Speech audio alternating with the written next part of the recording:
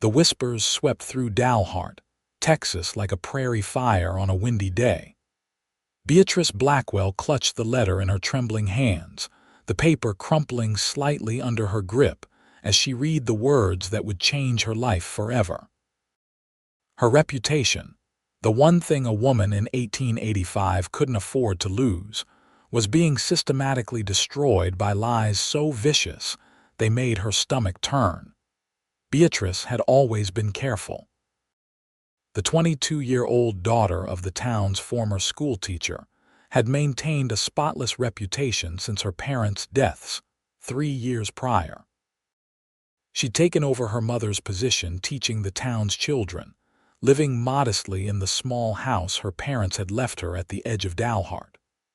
Her honey blonde hair was always neatly pinned, her dresses modest but well kept, her manner gentle but firm with her students. None of that seemed to matter now. Miss Beatrice, Mrs. Holloway, the baker's wife, called from across the street, her voice dripping with false concern. "I've been meaning to speak with you about those rumors." Beatrice tucked the anonymous letter into her pocket and forced herself to stand tall. "Good afternoon, Mrs. Holloway. I'm afraid I'm in quite a rush today." "I'm sure you are," the woman said, her eyes narrowing. "Running off to meet someone, perhaps. That's what they're saying, you know. That schoolteacher position just a convenient cover for your activities." The accusation hung in the air between them. Beatrice felt her cheeks burn but kept her composure. "I assure you, Mrs. Holloway, I have no idea what you're talking about, now if you'll excuse me." As Beatrice hurried down the dusty street toward the schoolhouse, she could feel the eyes of Dalhart's residents following her. Whispered conversations paused as she passed, only to resume with increased vigor once she was a few steps away. It had been this way for nearly 2 weeks now, ever since the rumors had started. Someone claimed to have seen her meeting men at the abandoned Wilkins property after dark. Others swore she'd been spotted in compromising positions with married men. The most vicious rumors suggested she'd been carrying on with traveling salesmen for money to supplement her teacher's salary. All lies, of course, but in a town the size of Dalhart, the truth hardly mattered once the gossip took hold. The schoolhouse appeared ahead, a simple wooden building with peeling white paint. Usually, it was her sanctuary, but today even that felt threatened. Parents had begun to question whether Miss Blackwell was an appropriate influence on their children. Mayor Thompson had summoned her to his office yesterday to discuss the situation. As she reached for the schoolhouse door, a deep voice called out behind her, "Miss Blackwell, a moment of your time." She turned to find Xavier King dismounting from his horse, a tall buckskin gelding that matched its owner's imposing presence. Xavier was one of the most successful ranchers in the area, his K-Bar ranch sprawling over thousands of acres outside of town. At 30 years old, he was considered one of the most eligible bachelors in the county, though he rarely came into town except for business. Beatrice had only spoken to him a handful of times when he came to school events on behalf of his younger sister, who had graduated last year.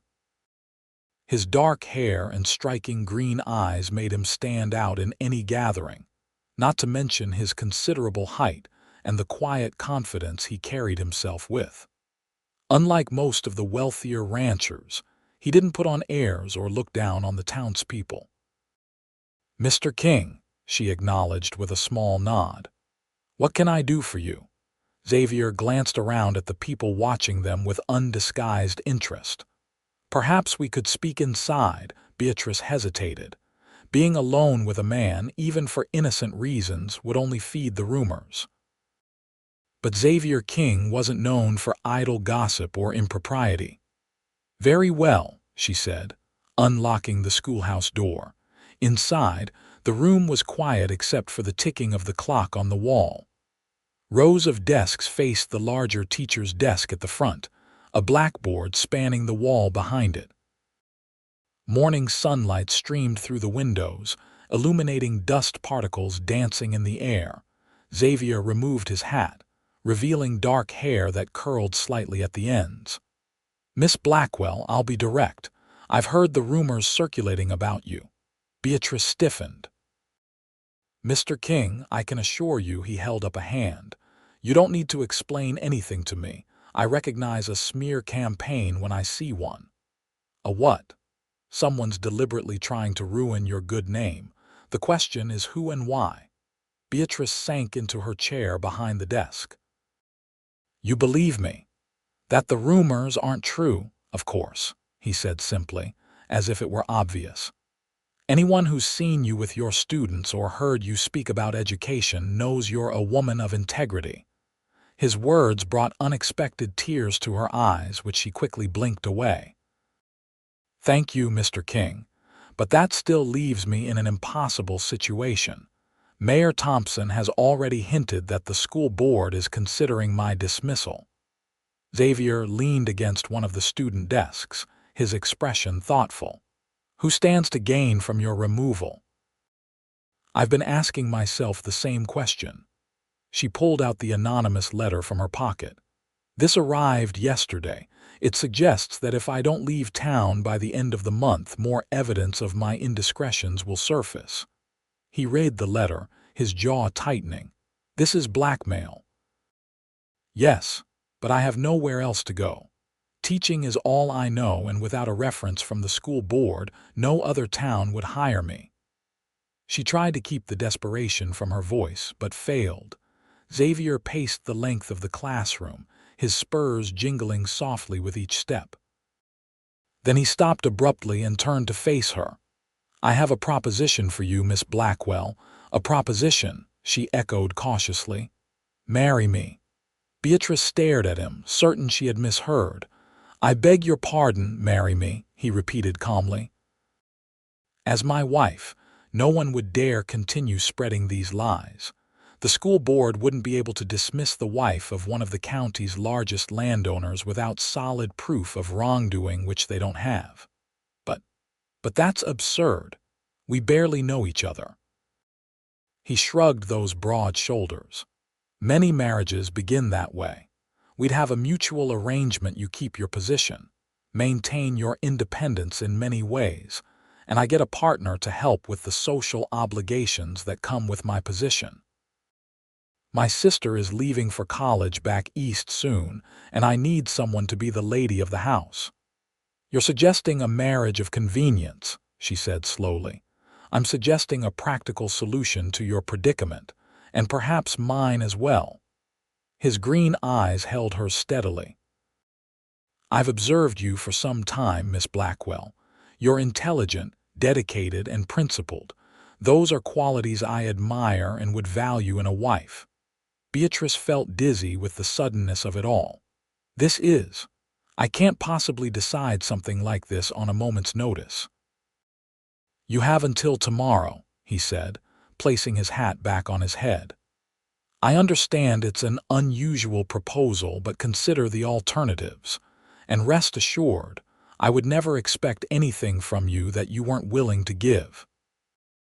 With that cryptic statement, he tipped his hat and left her alone in the schoolhouse, the door closing quietly behind him. Beatrice remained at her desk long after he'd gone, her mind racing. Marriage to Xavier King? It seemed preposterous. Yet as the day wore on, and she endured more whispers, more parents pulling their children away when she approached, more storekeepers suddenly finding themselves out of items she wished to purchase, his offer began to seem less outlandish. That evening, she sat alone in her small house, a single lamp burning as she considered her options. Leave town and start over somewhere else with no references and the likelihood that the rumors would follow. Stay and fight, potentially losing her livelihood and the last connection to her parents. Or marry a virtual stranger who offered protection and security. A knock at her door startled her from her thoughts. It was well past 8 in the evening, and she rarely had visitors, especially now. Cautiously, she approached the door. "Who is it?" she called. "Madeline Porter," came the reply. Beatrice quickly opened the door to admit her closest friend in Dalhart. Madeline was the town doctor's daughter and one of the few people who had stood by her as the rumors spread.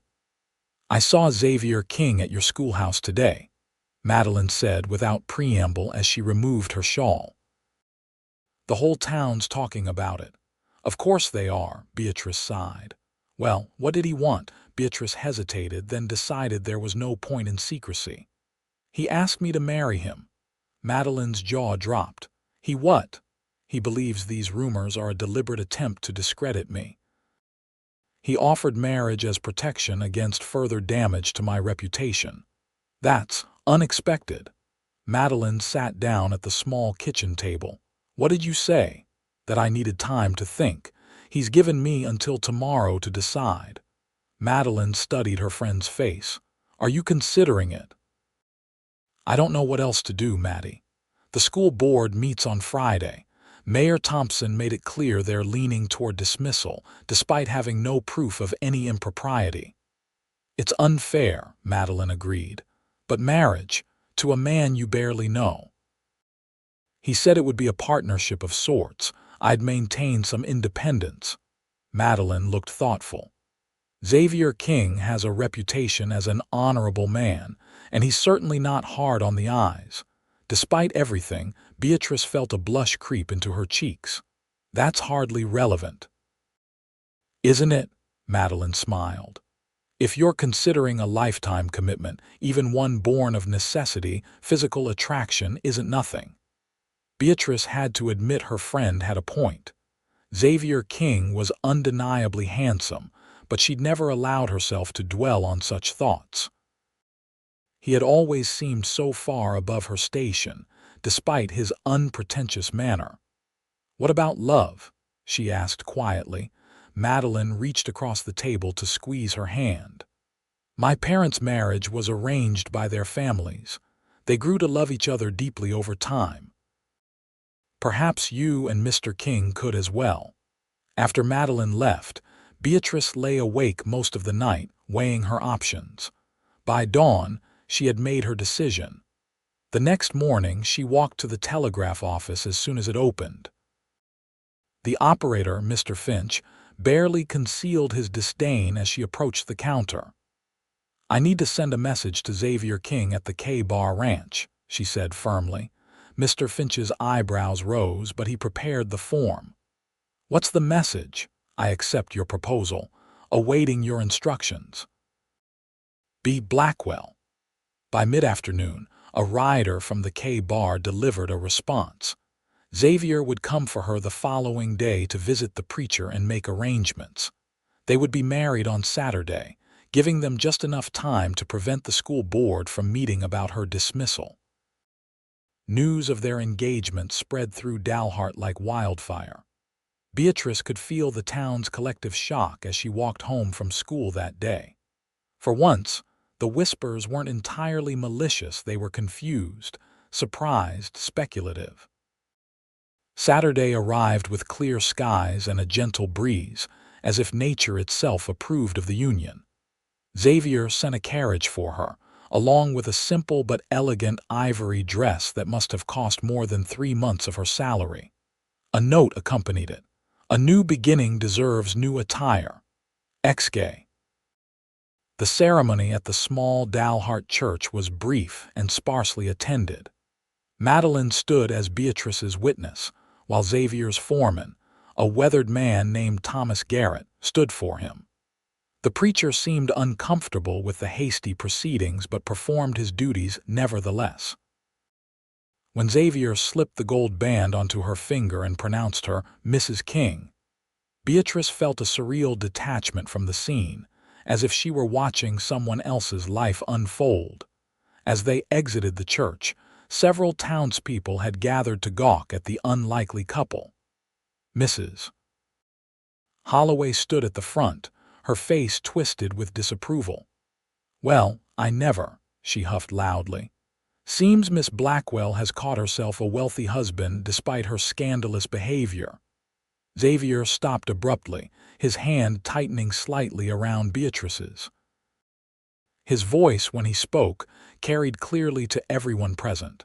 "Mrs. Holloway, isn't it? I'd advise you and anyone else in Dalhart to mind what you say about my wife." His tone was pleasant, but there was steel beneath it. "Beatrice is now Mrs. King, and any insult to her is an insult to me and the K-Bar Ranch." He smiled down at Beatrice, his green eyes intense. "Let them talk about us all they want. We know the truth." With that, he helped her into the waiting carriage and climbed in beside her. As they pulled away from the church, Beatrice felt a strange mixture of trepidation and relief. "Thank you," she said quietly. "For what? For defending me. For believing in me when no one else would." Xavier's expression softened. "You don't need to thank me for basic decency, Beatrice." It was the first time he'd used her given name. "Besides, we're partners now. That's what we do for each other." The K-Bar Ranch lay about 5 miles outside of Dalhart, a sprawling property that took Beatrice's breath away as they approached. The main house was a 2-story structure of solid timber with a wide wraparound porch. Several smaller buildings surrounded it, bunkhouses for the ranch hands, stables, storage barns, and what appeared to be a workshop. "It's beautiful," she murmured as the carriage pulled up to the house. "It's home," Xavier replied simply. "And now it's yours as well." A slender young woman with Xavier's green eyes burst through the front door as they arrived. "Finally," she exclaimed. "I thought you'd never get here." She bounded down the steps and approached the carriage, examining Beatrice with undisguised curiosity. "So you're my new sister-in-law, Beatrice. This is my sister Hannah," Xavier said with a fond smile. "She's supposed to be preparing for her departure to Wellesley College, but apparently she's been busy elsewhere." "Preparing is boring," Hannah declared. "Meeting my brother's surprise wife is much more interesting. Come inside, Beatrice. I've had the house cleaned from top to bottom for you." Beatrice allowed herself to be led into the house, which was as impressive inside as out. Polished wooden floors, comfortable but elegant furnishings, and large windows that filled the rooms with natural light. It was far grander than anything she was accustomed to. Hannah showed her to the master bedroom, a spacious room with a large 4-poster bed, writing desk, wardrobe, and attached bathing room. "Xavier had this room redone after our mother passed 5 years ago," Hannah explained. "He said it needed a woman's touch, but he never found the right person to share it with. Until now, apparently." Beatrice felt a flicker of panic. She hadn't fully considered the intimate aspects of marriage when she'd accepted Xavier's proposal. Hannah must have noticed her expression. "Oh, don't worry. Xavier mentioned your arrangement. He's had the blue guest room prepared for himself." Relief flooded through her. "He told you about our situation, only the basics, that your reputation was under attack, that the marriage would protect you both." Hannah sat on the edge of the bed. "My brother is a good man, Beatrice. He wouldn't have offered marriage if he didn't respect you greatly. But he barely knows me. Xavier observes more than he speaks. He's probably been watching you for years in his quiet way." Hannah grinned. "Besides, this is the most impulsive thing he's ever done.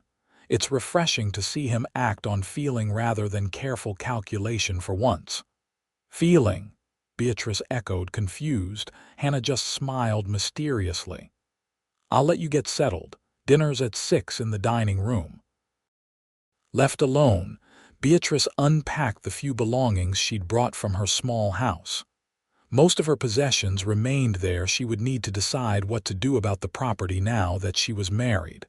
Sell it, rent it out. The thought made her heart ache. It was her last connection to her parents. Dinner that evening was a surprisingly comfortable affair.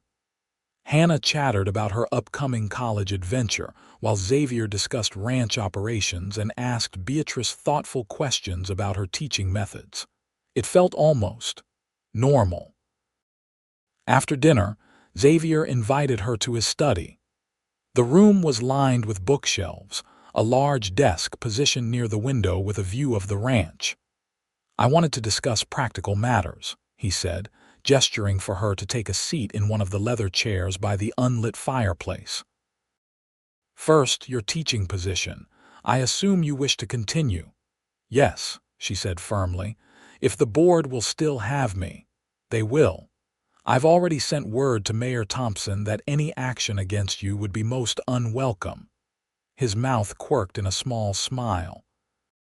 "I may have mentioned the town's dependency on K-bar business." "You threatened him." Beatrice was shocked. "I merely reminded him of economic realities." Xavier poured 2 small glasses of brandy, offering one to her. "I also want to address your house in town. I assume it has sentimental value." She nodded, taking the glass but not drinking. "It was my parents' home." "Then keep it. Use it during the school week if that's more convenient than traveling back and forth to the ranch. Consider it yours to do with as you wish." "That's very generous," she said, surprised by his understanding. "It's practical, and speaking of practicalities." He hesitated for the first time since she'd met him. "About our sleeping arrangements. Hannah likely told you I've taken another room." "She did." "I want you to understand something, Beatrice. This marriage may have begun as a mutual arrangement, but I intend to be a true husband to you in every way that you'll allow." His green eyes held hers. "I won't push, and I won't demand. But I hope that, in time, you might come to see me as more than just a convenient solution to your problems." Beatrice felt her cheeks warm under his steady gaze. "I don't know what to say. Say you'll give us a chance. That's all I ask," she nodded slowly. "I think I can do that." He smiled, a genuine smile that transformed his face. "Good. Now there's one more thing we should discuss. These rumors about you didn't start by accident. Someone deliberately set out to damage your reputation. I intend to find out who and why." "How?" "I have connections in Dalhart and beyond. People talk to me, especially when I make it worth their while." His expression hardened slightly. "Whoever did this to you won't get away with it." Over the next few weeks, Beatrice settled into a new routine. She continued teaching in Dalhart during the week, staying at her old house most nights for convenience, though she returned to the ranch each Friday afternoon for the weekend. The rumors gradually subsided as the townspeople adjusted to her new status as Mrs. King. Some, like Mrs. Holloway, continued to snipe behind her back, but most treated her with a new deference, whether out of respect for Xavier or fear of his influence. She couldn't be sure. The school board suddenly found no fault with her teaching methods, and parents who had been ready to remove their children now smiled politely when they saw her. The hypocrisy of it all sometimes made her blood boil, but Xavier counseled patience. "People are fickle," he told her during one of their increasingly enjoyable evening conversations. "Their memories are short. In time, they'll forget they ever doubted you." "I won't forget," she replied. "I can't forget who stood by me and who was all too ready to believe the worst." "No," he agreed. "And you shouldn't. Just don't let the bitterness eat at you." At the ranch, she gradually began making small changes, adding flowers from the garden Hannah had started years ago, rearranging furniture for better conversation, ordering new curtains that brightened the rooms. Xavier noticed each change and expressed appreciation, even when she worried she was overstepping. "This is your home now," he reminded her. "Make it reflect who you are." Hannah left for college in late August, extracting promises from them both to write regularly. The house felt emptier without her vibrant presence, but Beatrice found herself growing more comfortable in her role as mistress of the K-bar. One evening in early September, Xavier returned from a business trip to Amarillo with an unexpected gift: a beautiful chestnut mare with a white star on her forehead. "I thought you might like to learn to ride properly," he explained as they stood in the stable admiring the horse. "She's gentle but spirited, rather like her new owner." Beatrice stroked the mare's velvety nose. "She's beautiful. Does she have a name?" "I thought you might want to name her yourself." She considered for a moment. "Athena, for wisdom and courage." "A fitting name," Xavier smiled. "We'll start your lessons tomorrow if you'd like." True to his word, Xavier began teaching her to ride the following day. He was a patient instructor, never pushing too hard but encouraging her to challenge herself. Beatrice found she enjoyed the freedom of riding across the open range, the wind in her hair, Athena responding to her slightest command. These rides became a weekend ritual, with Xavier showing her different parts of the vast ranch property. Sometimes they would stop for a picnic lunch by the creek that ran through the eastern pastures, talking for hours about books they'd read, places they'd like to visit, childhood memories both happy and sad. With each passing day, Beatrice found herself looking forward to these times together, to the sound of Xavier's deep laugh when she said something amusing, to the way his eyes crinkled at the corners when he smiled. One Saturday, in early October, they rode to a high ridge overlooking the ranch. The autumn sunlight bathed the landscape in golden hues, and a cool breeze carried the scent of pine from the distant hills. "It's breathtaking," Beatrice said as they dismounted. "This is my favorite spot on the ranch," Xavier admitted, spreading a blanket on the ground. "I come here to think when decisions need making." They sat side by side, sharing the lunch Mrs. Pearson, the ranch cook, had packed for them. Xavier was unusually quiet, seeming preoccupied. "Is something troubling you?" Beatrice finally asked. He met her eyes. "I've discovered who started the rumors about you." Her heart skipped a beat. "Who?" "Edwin Mercer, the banker's son." Beatrice was stunned. "But why? I barely know him." "Apparently he proposed to you last year. You turned him down." Beatrice frowned, trying to recall. "I remember now. It wasn't a proper proposal. He cornered me after a town social, tried to kiss me, and made some vague comments about taking care of me if I'd be nice to him. I told him I wasn't interested." Xavier's jaw tightened. "And he decided to ruin your reputation out of spite." "But why wait almost a year?" "Because his father is arranging a marriage for him to a wealthy cattle baron's daughter from up north. The girl's family is very religious, very proper. If Edwin were to be associated with any scandal, the match would be called off." Xavier's eyes were cold. "So he created a diversion, made you the talk of the town instead." Anger rose in Beatrice, hot and fierce. "All those months of whispers, of people crossing the street to avoid me, of children being kept away from my classroom, all because a spoiled man-child couldn't handle rejection." "Yes." Xavier took her hand in his. "But we have proof now. One of the men Edwin paid to spread the rumors has signed a sworn statement. I've already sent copies to Mayor Thompson and the newspaper editor. You did this for me." Her voice trembled slightly. "I promised I would find the truth." His thumb traced circles on her palm. "Tomorrow, the whole town will know what kind of man Edwin Mercer truly is." Impulsively, Beatrice leaned forward and kissed Xavier's cheek.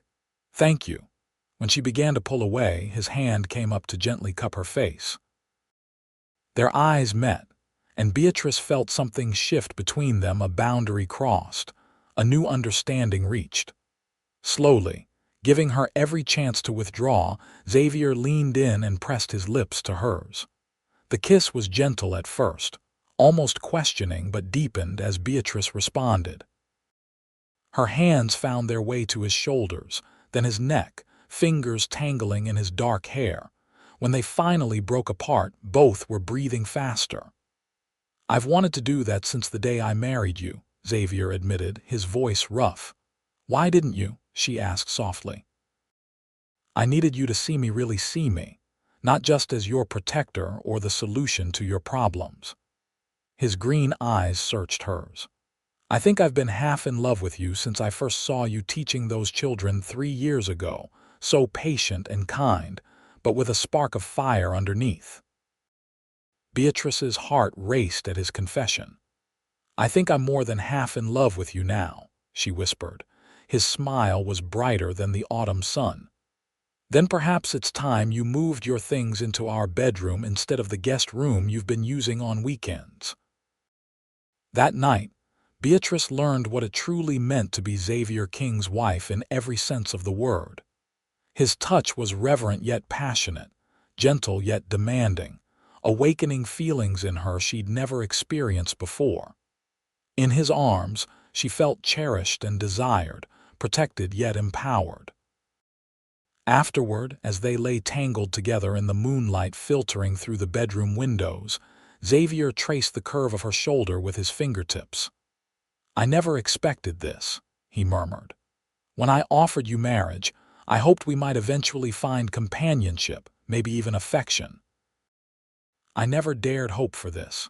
For what? She asked, nestling closer to his warmth. For you to look at me the way you just did, like I'm something precious to you. You are, she said simply. You saw me when others looked away. You believed in me when others condemned. How could I not fall in love with you? The following day, the Dalhart Weekly Chronicle published a special Sunday edition with the headline, Banker's Son Implicated in False Rumor Campaign. Edwin Mercer's reputation was in tatters by nightfall. His engagement to the cattle baron's daughter terminated immediately upon the news reaching her family. When Beatrice entered the schoolhouse on Monday, she found a vase of fresh wildflowers on her desk and a note of apology from the school board. Throughout the day, parents who had once avoided her now approached with awkward attempts at reconciliation.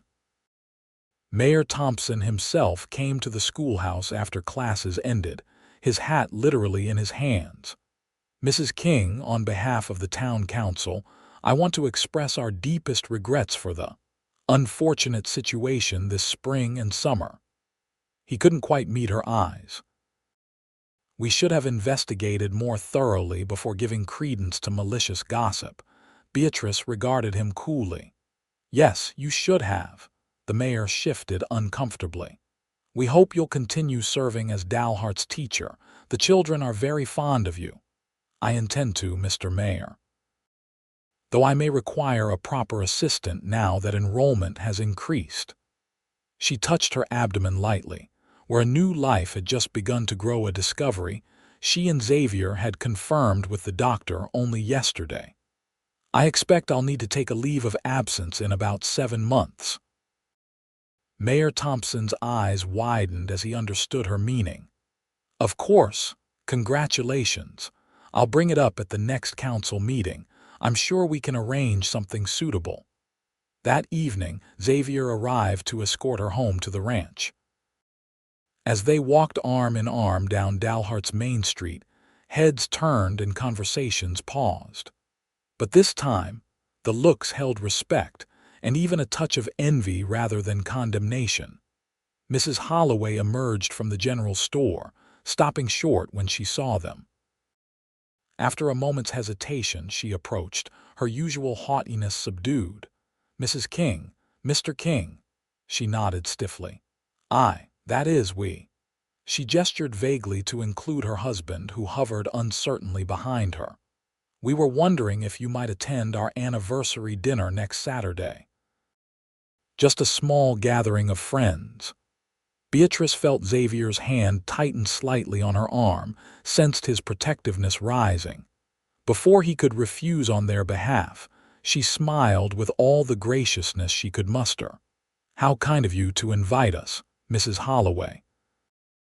We would be delighted to attend. She leaned closer to Xavier.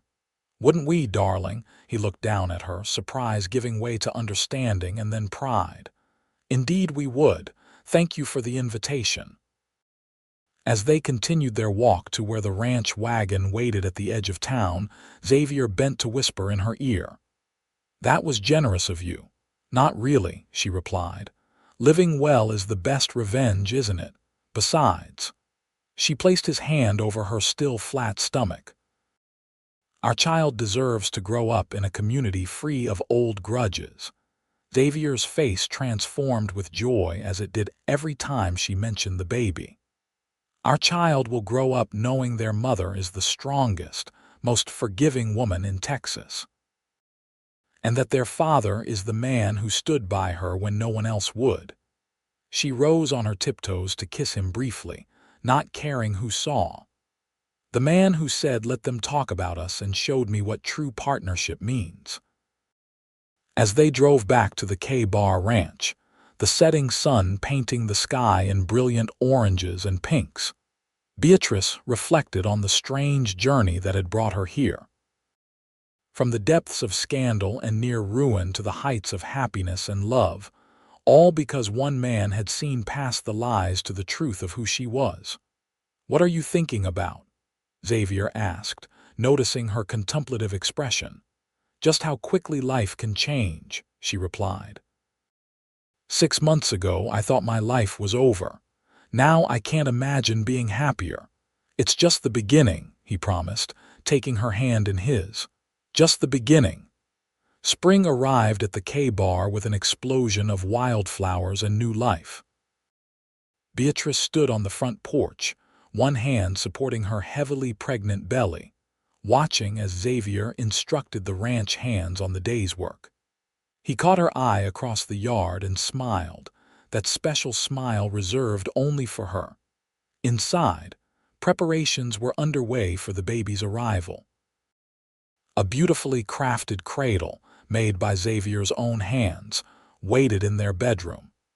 Hannah would be returning from college next week, eagerly anticipating her role as aunt. The nursery, once Xavier's childhood room, had been repainted and furnished with everything a baby could need. In town, Beatrice's former house now served as a home for Dalhart's new assistant teacher, a bright young woman from San Antonio who had taken over classes when Beatrice's condition made daily teaching too difficult. The arrangement had worked perfectly. Beatrice still created the curriculum and oversaw the school's operation, while Miss Jenkins handled the day-to-day lessons.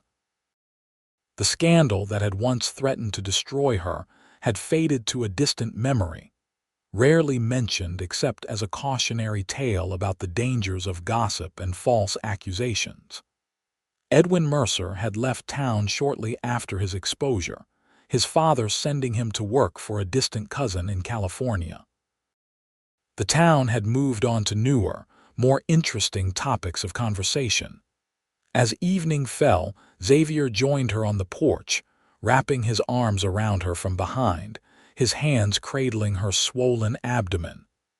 The baby kicked against his palm, eliciting a low chuckle. "Strong," he murmured against her hair. "Like his mother, or her father," Beatrice countered. They had chosen not to predict whether they'd have a son or daughter, happy to be surprised.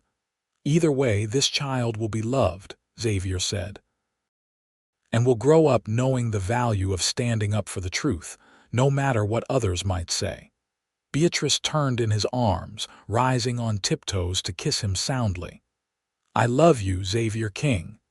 And I love you, Beatrice King, more than I ever thought possible." 3 weeks later, after 18 hours of labor that tested her strength to its limits, Beatrice gave birth to a healthy baby boy whom they named James Thomas King, after both their fathers. As she held her son in her arms, Xavier seated beside her on the bed, his finger caught in the baby's surprisingly strong grip.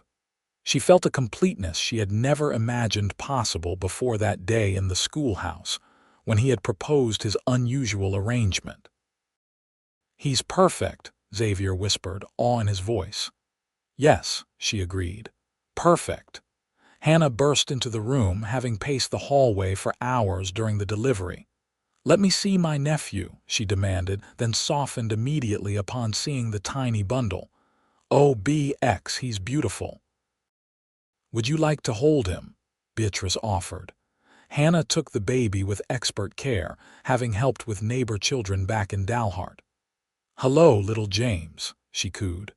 "I'm your Aunt Hannah, and I'm going to teach you all sorts of useful things your parents might not approve of." Xavier groaned. "Please don't corrupt our son before he can even speak." "No promises," Hannah grinned. The next few months passed in a blur of sleepless nights, joyful discoveries, and deeper bonds forming between them all.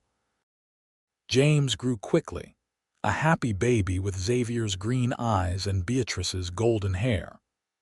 By his first birthday, he was taking his first tentative steps across the ranch house parlor, falling more often than not but always getting back up with stubborn determination. "Just like his mother," Xavier would say fondly. The summer James turned 2, Beatrice discovered she was expecting again. This pregnancy was easier than the first, her body seeming to remember the way. Hannah, now graduated from college and working for a women's magazine in Denver, wrote excited letters about coming home for the birth of her second niece or nephew. 8 months later, Elizabeth Ann King arrived in the world, a tiny girl with dark hair like her father's and eyes that would eventually turn the same warm brown as her mother's. James, now 3 years old and fiercely proud of his role as big brother, insisted on helping with the baby at every opportunity. "Be gentle," Beatrice reminded him as he peered into the cradle where Elizabeth slept. "I know, Mama," he said seriously. "Papa says we have to protect the girls in our family." Xavier, overhearing as he entered the nursery, scooped his son up into his arms. "That's right, though your mother is perfectly capable of protecting herself most of the time." He winked at Beatrice. "She's the bravest person I know." "Braver than you, Papa?" James asked, wide-eyed. "Much braver," Xavier confirmed. "She faced down the whole town once, did you know that, Xavier?" Beatrice cautioned, not sure James was old enough for that story. "One day when you're older, I'll tell you all about how I married your mother," Xavier promised the boy. "It's quite a tale." As Elizabeth grew from infant to toddler, and James started school in Dalhart, where Beatrice had returned to teaching part-time, the K-Bar Ranch prospered. Xavier's innovative cattle breeding techniques and wise land management had doubled the ranch's productivity, making it one of the most successful operations in the county. The year James turned 7 and Elizabeth 4, Xavier surprised Beatrice with a trip to San Francisco, something she had mentioned wanting to see back during their courtship rides. They left the children in Hannah's capable hands for 2 weeks, traveling by train across the western landscapes. In their hotel room overlooking the bay, Xavier presented her with a small velvet box. Inside lay a diamond and emerald ring, far more elaborate than the simple gold band she had worn since their wedding day. "What's this for?" she asked, breathless at its beauty. "A proper engagement ring," he explained. "The kind I should have given you when I proposed if I'd been thinking clearly. But we're already married," she laughed. "Then consider it an anniversary gift." He took the ring and slid it onto her finger beside her wedding band. "A reminder that what began as an arrangement has become the greatest blessing of my life." Beatrice kissed him deeply. "We never needed fancy rings or grand gestures. You gave me something far more valuable." "What's that?" "Your trust, your belief in me. Your willingness to say, 'Let them talk about us,' when everyone else was ready to condemn me." She traced his beloved face with her fingertips. "That was worth more than all the diamonds in the world." When they returned home, life resumed its pleasant rhythm. More children followed. Twin boys, Robert and William, arrived when James was 10, completing their family. The K-Bar Ranch became known not just for its fine cattle but for the warmth of the family at its heart. Years passed. James grew into a thoughtful young man who shared his father's head for business and his mother's love of learning. Elizabeth, spirited and independent, announced her intention to attend college like her Aunt Hannah, causing Xavier both pride and fatherly concern. The twins, inseparable and mischievous, kept the entire household on its toes with their adventures. On their 20th wedding anniversary, Xavier and Beatrice hosted a grand celebration at the ranch. Friends and neighbors from miles around attended, including many familiar faces from Dalhart. Mrs. Holloway, now a widow in her 70s, approached Beatrice during the festivities. "You know," she said, her voice softened by age and perhaps wisdom, "I was wrong about you all those years ago. You've been good for this community, good for the King family. I'm sorry I was so quick to believe the worst." Beatrice smiled, the old hurt long healed. "Thank you for saying that, Mrs. Holloway. You could have held a grudge," the older woman continued. "Lord knows I gave you reason to, but you didn't." "Life's too short for grudges," Beatrice replied. "And besides, in a strange way, those rumors led me to Xavier. I can't regret anything that brought us together."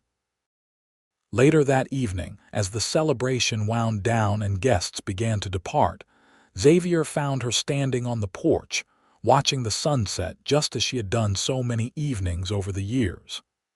"Happy anniversary, Mrs. King," he said softly, wrapping his arms around her waist. 20 years, she marveled. "Sometimes it feels like yesterday that you walked into my schoolhouse with your outrageous proposal.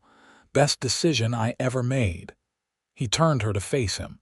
"Any regrets?" Beatrice looked past him to where their children were helping the ranch hands clear away the tables and chairs from the celebration. James, tall and serious like his father. Elizabeth, laughing at something one of the twins had said, her dark hair catching the last rays of sunlight. Robert and William, 13 years old and already showing signs of the men they would become. "Not a single one," she said truthfully. "Every challenge, every joy, every moment has been worth it. Even when the whole town was talking about us," he teased gently. "Especially then," she replied, rising on tiptoes to kiss him. "Let them talk. We know what's true." As night fell over the K-Bar Ranch, stars appearing one by one in the vast Texas sky, Xavier and Beatrice stood together on the porch of the home they had built, not just the physical structure, but the family, the love, the life they had created together. From scandal and lies had come truth and devotion stronger than either could have imagined that spring day in Dalhart so many years ago. And if people still occasionally told the story of how Xavier King had married the schoolteacher whose reputation had been destroyed by lies, if they marveled at his defiance when he'd said, "Let them talk about us," neither Beatrice nor Xavier minded. Their love story had become something of a legend in the county, proof that sometimes, standing against the tide of public opinion, led to the greatest happiness of all.